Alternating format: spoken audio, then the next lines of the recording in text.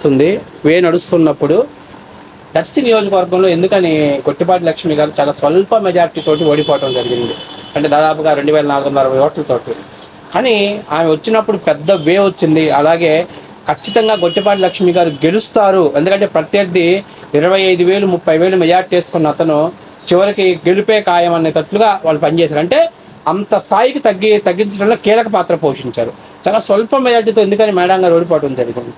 ఒకటండి, ఎప్పుడైతే గుట్టిపాటి లక్ష్మి గారు దర్శి నియోజకవర్గానికి వచ్చారో పరిచయ కార్యక్రమంతోనే ఒక స్టేట్ మొత్తం ఒక వేవ్ అనేది క్రియేట్ చేసుకుంది లక్ష్మీ మేడం గారు. జరిగిన ఒక చిన్న కొన్ని మిస్టేక్స్ కొంచెం సమయలోపం అనుకోవచ్చు. ఆ సమయలోపంతో పాటు ఇక్కడ బూచేపల్లి శివప్రసాద్ రెడ్డి కొంచెం నాన్ లోకల్ అనే ఫీలింగ్ కలిగించి, యాక్చువల్గా అతను నాన్ లోకల్. ఎలా నేను చెప్పాను కదా, వైసీపీ వాళ్ళ రాజకీయం ఎలా ఉంటుందంటే అండి, వాళ్ళు చేయబోయే తప్పుల్ని ముందే వీళ్ళు చేయబోతున్నారు అవతల వాళ్ళు మేము నెట్టుతారు. ఆ మనసత్వం గల్లోడు ఈ బూచేపల్లి శివప్రసాద్ రెడ్డి కూడా. అతను చేసిన 5 సంవత్సరాలు ఎమ్మెల్యేలో ప్రతి పల్లెటూరులో కేసులు పెట్టి ఇబ్బంది పెట్టి ఇప్పుడు ప్రచారానికి తెరలేపాడు. నసరాపేట నుంచి వచ్చి వీళ్ళు రౌడీ ఏం చేస్తున్నారు, వీళ్ళు గెలిస్తే దర్శి అంతా ఏదో ఫ్యాక్షన్ అయిపోద్ది ఇలా అని ఒక డాక్టర్లు ఫ్యామిలీ మొత్తం డాక్టర్ల వాళ్ళు ఫ్యాక్షన్ చేస్తారండి జనాల్ని.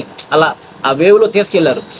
సో వీళ్ళు ఏంటంటే సూసిస్ ఉన్నట్టుగా వదిలేశారు. మనం జనాల్లోకి వెళ్తున్నాం, జనం మనకెళ్ళి ఉన్నారా అన్న వేలో వాళ్ళు కొంచెం చేసిన ఒక నెగిటివ్ పబ్లిసిటీ కొంచెం జనాల్లో సరే అందరూ కాదు, మొత్తం మొత్తం ఒక 500 మంది మారారు అనుకోండి. ఎంత అండి మన ఊరు మేడం గారు ఓడిపోయింది 2400, 1200 ఓట్లు ఇటు పడితే సమానం అయిపోయేది. సో ఇలాంటి ఫేక్ ఎలిగేషన్ చేసి, ఇంకొకటి ఎలక్షన్ రోజు వాళ్ళు చేసిన రౌడీయిజం రాష్ట్రం మొత్తం చూసింది.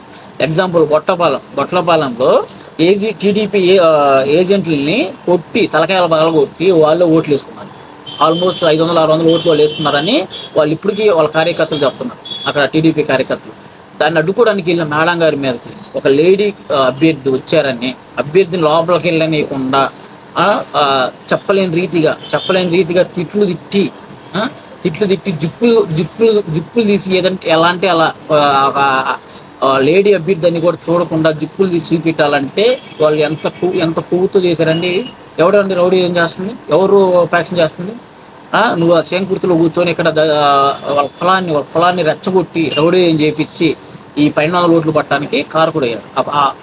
దానివల్ల వీళ్ళు కొంచెం లైట్ తీసుకోవడం వల్ల వాళ్ళు చేసే విషప్రచారాన్ని కొంచెం లైట్ తీసుకోవడం వల్ల కొంచెం దెబ్బతింటే టీడీపీ పార్టీ పుట్టిన కాడి నుంచి దర్శిలో క్యాడర్ ఉంది ఫుల్గా.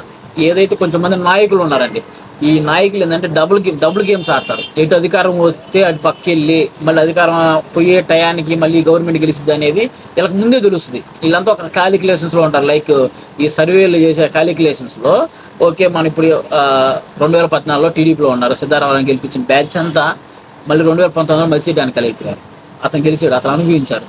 మళ్ళీ మళ్ళీ టీడీపీ గవర్నమెంట్ వస్తుందని పసిగట్టి మళ్ళీ టీడీపీలోకి వచ్చి మేడం గారి వెనకాల తిరిగి నమ్మకంగా ఇక్కడ జరిగే మ్యాటర్లన్నీ అతనికి పోస్ట్ చేసి డబ్బులతో అతను ఏంటండి అతను ఖర్చు పెట్టిన డబ్బు దర్శన వర్గంలో 150 కోట్లు అంటున్నారు.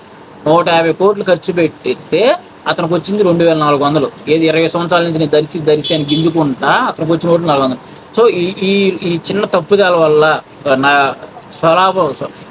స్వపక్షంలో ఉన్న వెన్నుపోటుదారుల వల్ల కొంచెం అయితే వాళ్ళు చేసి నెగిటివ్ పబ్లిసిటీ, గోండాలు రౌడీజులు ఒక డాక్టర్ల గల్ల ఎందుకు మొత్తం 6 డాక్టర్ల గల్ల ఫ్యామిలీని గోండాలు లాంటి పోల్చి ఒక ఫేక్ సర్టిఫికేట్ల మీద డాక్టర్ అని దించుకుంటాను, నువ్వు రౌడీ ఏం చేస్తా వాళ్ళ మీద కట్టాలి అనే కార్యక్రమం ఏదైతే చేసావో అది జనాలు ఏదో తెలియక నమ్మారు, ఓడిపుచ్చారు. ఈసారి ఇలానే మేడం గారు అవన్నీ చూసుకొని లక్ష్మి గారు చూసుకొని ఈ నాయకత్వాన్ని ప్రక్షాళన చేసి యువకుల్ని ఎంకరేజ్ చేసి దర్శి బీసీ క్యాడర్ కొంచెం పార్టీ దూరంగా ఉంది. స్టేట్ అంతా బీసీ కేటగిరీ అంతా టీడీపీకి ఫేవర్గా ఉంటే దర్శి వచ్చేసి లైక్ దొనకొండ యాదవ్లు కానీ అదర్ క్యాస్ట్ కానీ టీడీపీ దూరంగా ఉన్నారు. దర్శి టౌన్ స్టాంపింగ్ చేసి యాదవ వర్గం, ఈ వడ్డెర జాతి వీళ్ళందరూ కొంచెం పార్టీ దూరం అయ్యారు.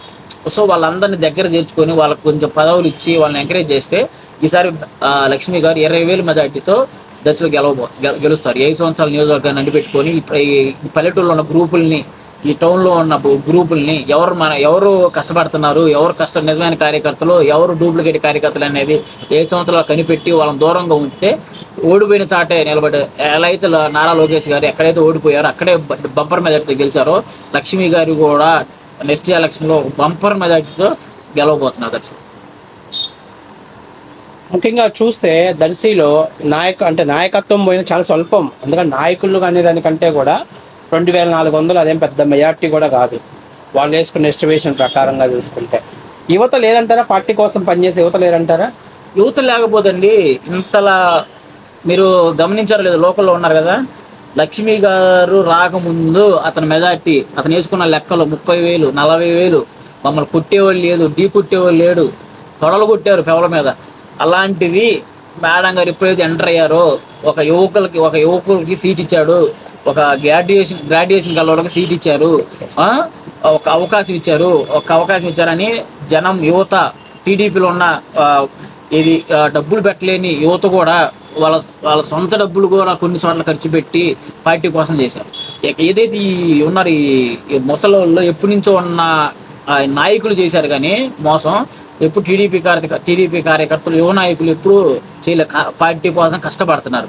ఇంకోటి చెప్పాను కదా, అతను వాళ్ళు గెలవడానికి మెయిన్ రీజన్ వచ్చేసి కొన్ని విలేజెస్లో వన్ సైడ్కి చేయించారు వాళ్ళు. ఎక్కడైతే రెడ్డి కులం ఉందో వన్ సైడ్ ఓటింగ్ జరిగింది.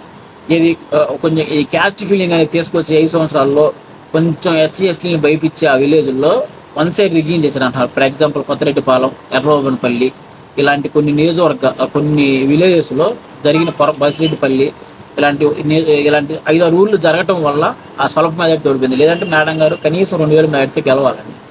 అది ఆ మిస్టేక్ వల్ల జరిగింది. మేడం గారు కనిపెట్టుకొని ఇలానే అన్ని మాడిఫై చేసుకుంటా యువతని ఎంకరేజ్ చేసి యువతను మంచి పదవిలో కూర్చోబెట్టి పార్టీ కోసం కష్టపడి యువతకు కానీ సీట్లు ఇచ్చి, సీట్లు అంటే ఎవరైతే పోరాడతారో డి అంటారో పార్టీ నాది, మేడం గారు పోటీ చేస్తుంది, నేను పోటీ చేస్తున్నాను, నేను గెలవాలి అని కసి చేస్తారు. వాళ్ళని ఐడెంటిఫై చేసి వాళ్ళకి పదవులు ఇచ్చి ఎంకరేజ్ చేస్తే చెప్పాను కదండి, భారీ మెజారిటీతో నెక్స్ట్ ఎలక్షన్స్లో లక్ష్మి గారు గెలవబోతున్నారు.